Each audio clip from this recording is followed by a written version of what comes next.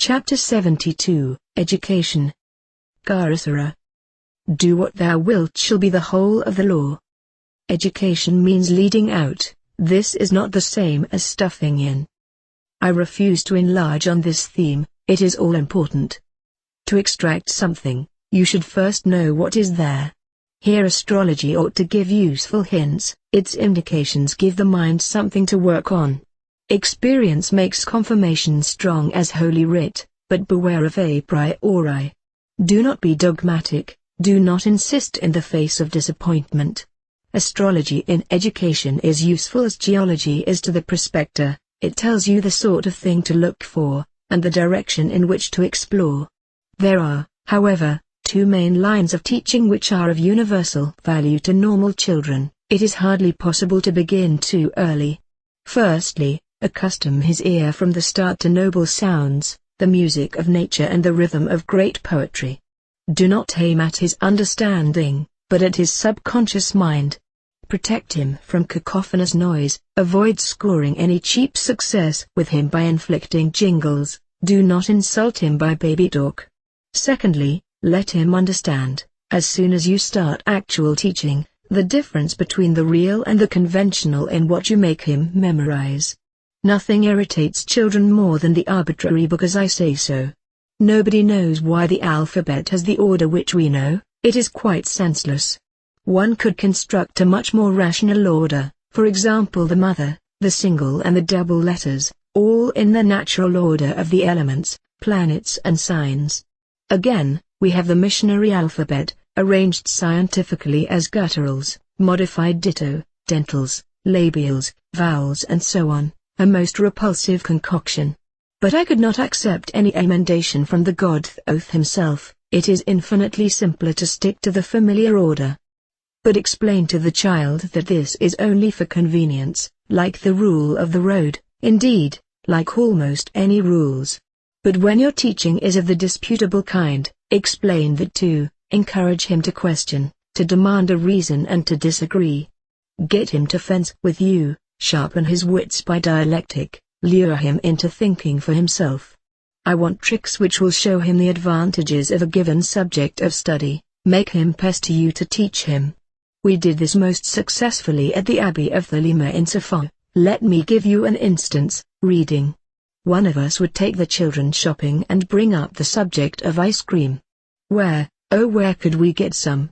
Presently one would exclaim and point to a placard and say, I really do believe there'll be some there, and lo, it was so. Then they would wonder how one knew, and one would say, why, there's Helados printed on that piece of card in the window.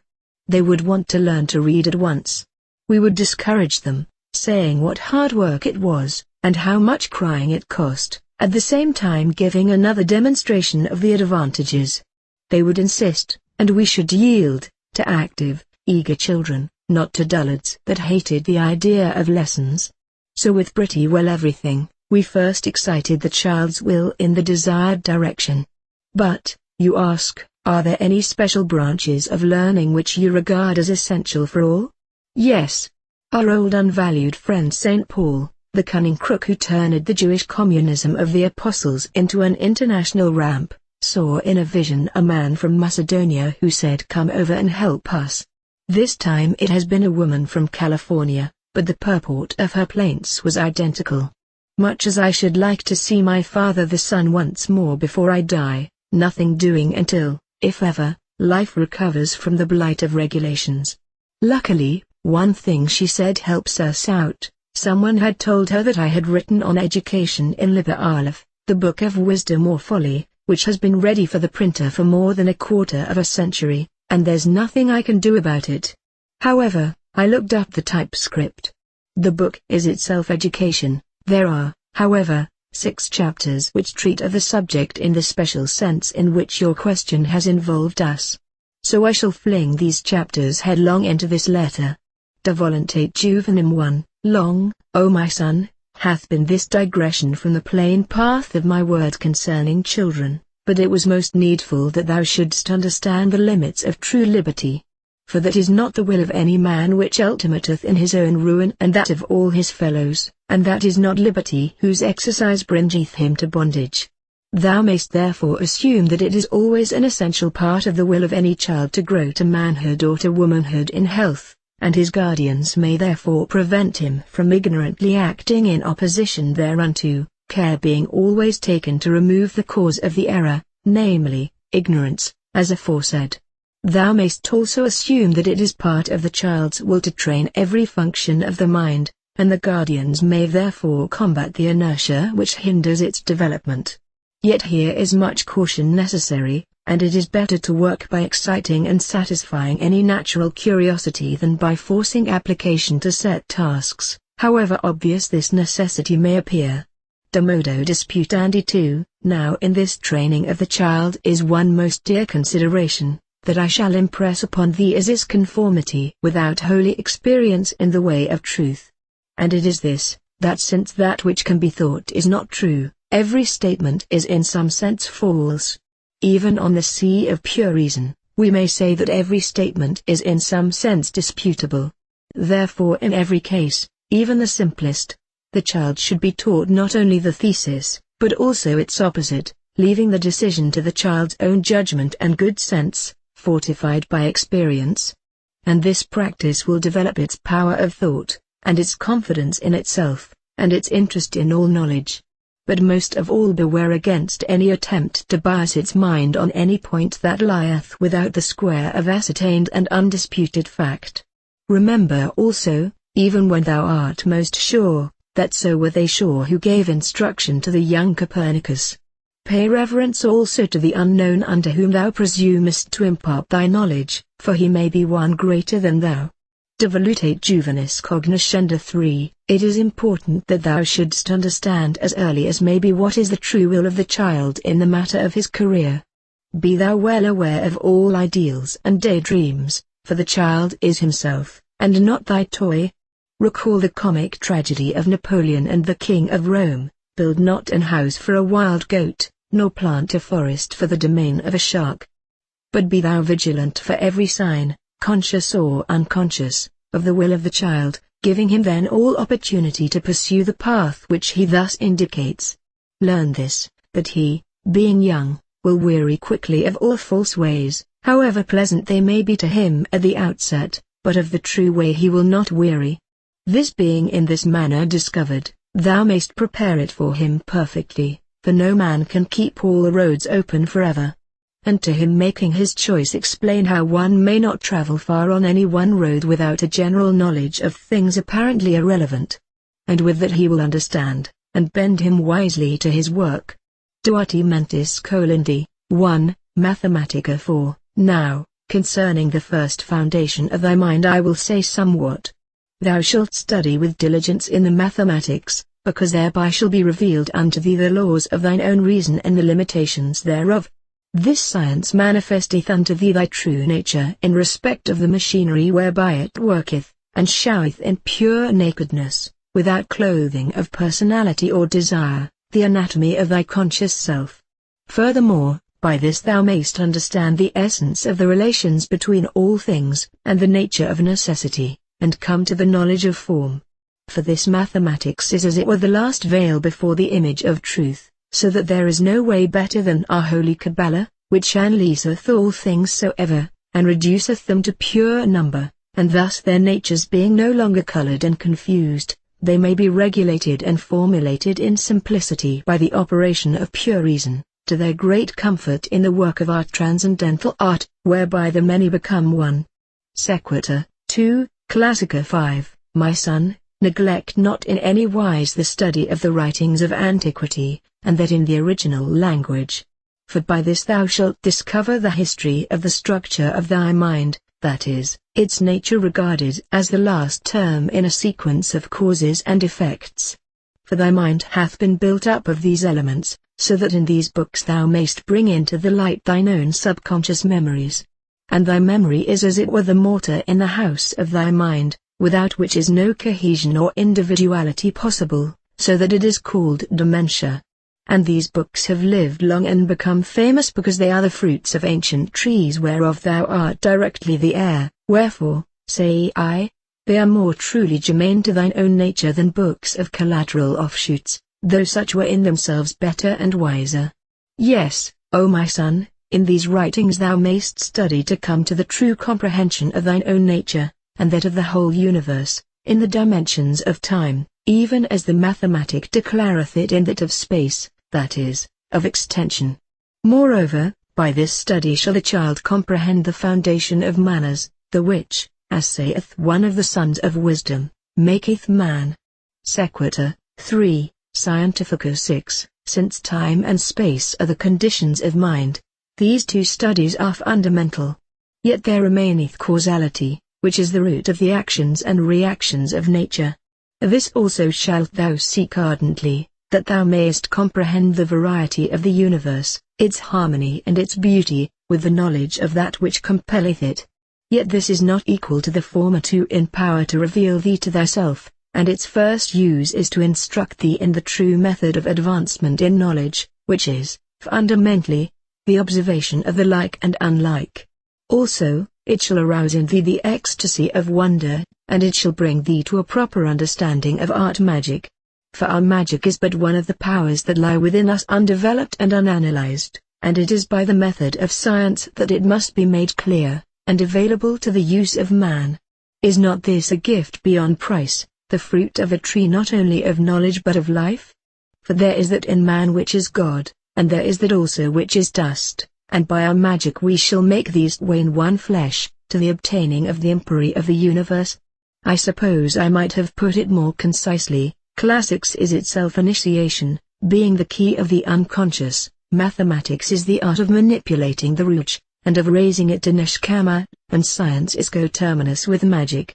These are the three branches of study which I regard as fundamental. No others are in the same class. For instance, geography is almost meaningless until one makes it real by dint of honest travel, which does not mean neither commuting or luxury cruises, still less globe-trotting. Law is a specialized study, with a view to a career. History is too unsystematic and uncertain to be of much use as mental training. Art is to be studied for and by one's solitary self. Any teaching soever is rank poison. The final wisdom on this subject is perhaps the old something of everything, and everything of something. Love is the law, love under will. Yours ever, 666. P.S. Better mention, perhaps, that literacy is no test of education. For ignorance of life, the Don class leaves all others at the post, and it is these monkish and monkeyish recluses, with their hideous clatter and cackle, the tittering, thin-bearded, epicene, dwarf, fringed with fear, the obscene vole, dweller by and in backwaters that was foisted upon us the grotesque and poisonous superstition that wisdom abides only in dog's-eared, worm-eaten, mule-inspired long-forgotten as misbegotten folios. I like the story, it is a true tale, of the old Jew millionaire who bought up the annual waste of the Pennsylvania Railroad, a matter of $3 million. He called with his check very neatly made out, and signed it by making his mark. The railroad man was naturally flabbergasted, and could not help exclaiming, "Yet you made all those millions of yours, what would you have been if only you had been able to read and write?" "Doorkeeper at the synagogue," was the prompt reply. His illiteracy had disqualified him when he applied for the job after landing.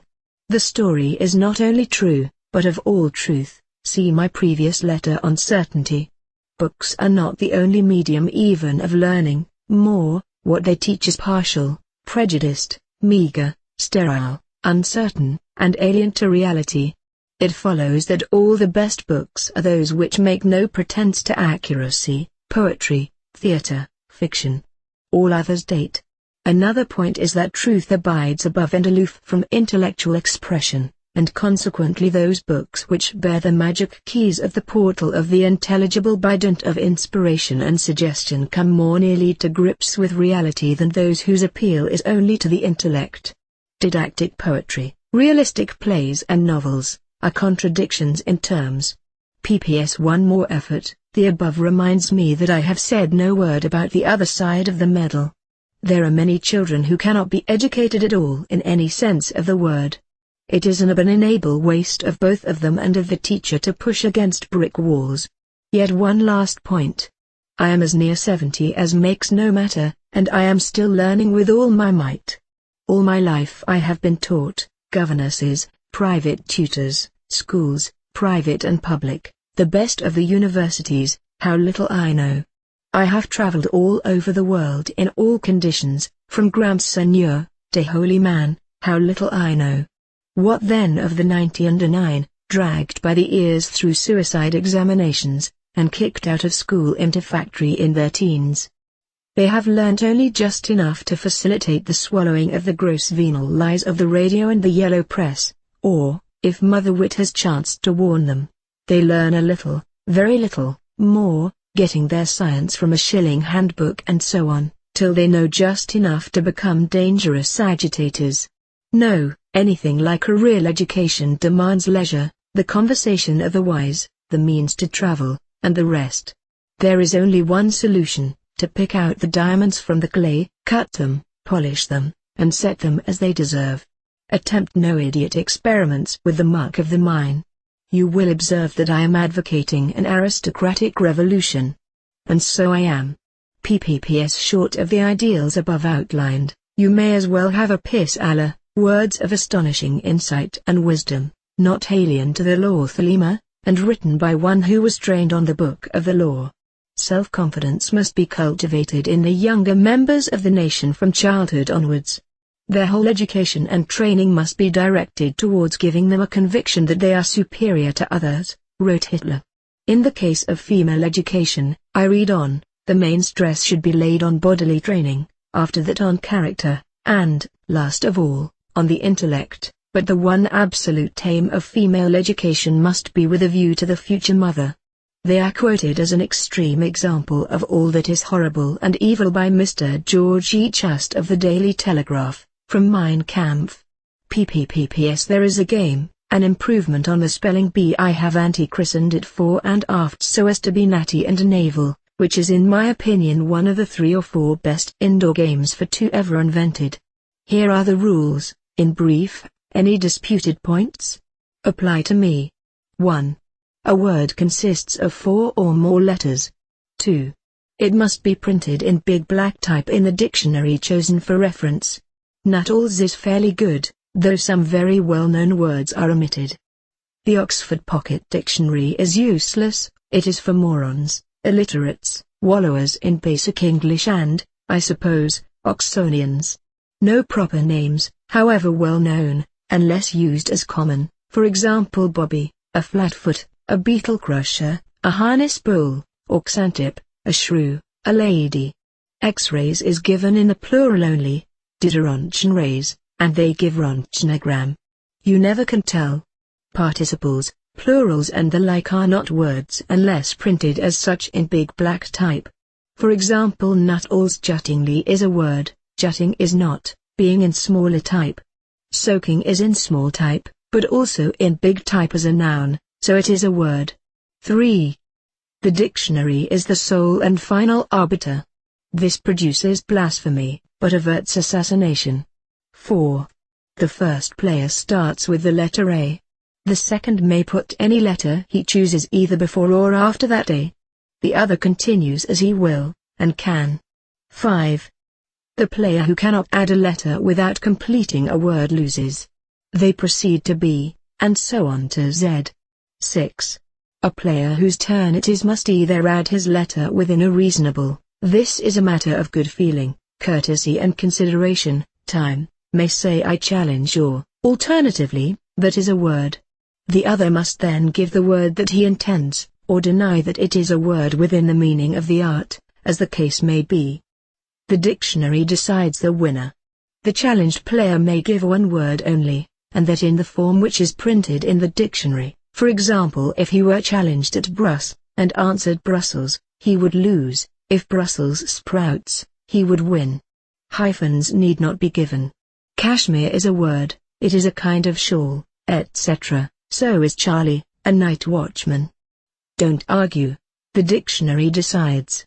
7. This game calls not only for an extensive vocabulary but for courage, foresight, judgment, resource, subtlety and even low cunning. It can be played by more than 2 players, but the more there are, the more the element of chance comes in, and this is hateful to really fine players and diminishes the excitement. The rapier play of two experts, when a word changes from one line of formation to another, and then again, perhaps even a third time, is as exhilarating as a baseball game or a bullfight. And what the Tartarus Tophet Johanna has all this to do with education, and the great work? This, child. H.G. Wells and others have pointed out with serene justice that a gap in your vocabulary implies a gap in your mind. You lack the corresponding idea. Too true, Herbert. But I threep that a Pakia with such xerots as his will chowder with an arsis of iskonophony, beyond aught that any fub, even in Vigonia and Whale Mammades with a cascade from a Duant Torty, a kiss me quick, a chew over her merkin and a parka over her chudda could do to save him, and have an emprostodonos, when he reads this. Sruti. Was your wali chorsanu? I put this in for you because an American officer, 7 very dear to me, flighted from the front for a few days to ask me a few questions, very much above your exalted grade my dear, and I thought it might be useful to him to learn this game, needing, as it does, such very meager apparatus, to while away some of the long hours between attacks. He picked it up quickly enough, but, after a bit when I suggested that he should pass it on to his comrades in arms, he jeered at me openly. Their vocabulary to mine, he said, holds just about the same proportion as mine does to yours, I hypothesized modestly, about 5%. After all, I am 45 years his senior, he roared at me. Not 1 in 100, he said, know so much as the names of 9/10 of the subjects that I discuss habitually and fluently. They gasp, they gape, they grunt, they gibber. It is almost always black bewilderment. And some of them are college graduates, which I'm not. He was snatched from school, and given a commission on the spot, apparently because he was one of very few that could be differentiated from the average learned pig. All this made me exceeding sorrowful. I began to understand why my liberos, written entirely in words of one syllable only, with this very idea in mind, turned out to be completely beyond the average man's, or woman's, understanding. I had some mass observation done on it.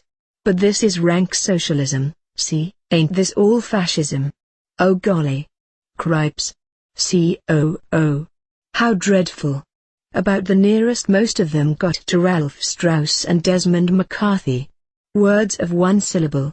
Louis Marlowe 8 had already told me what a fool I was to expect that. All they can digest, said he, is a mess of stewed clichés with bird's custard power. Damn everything, it's true, it's true. So do you at least get together the stones that you need to build your basilica.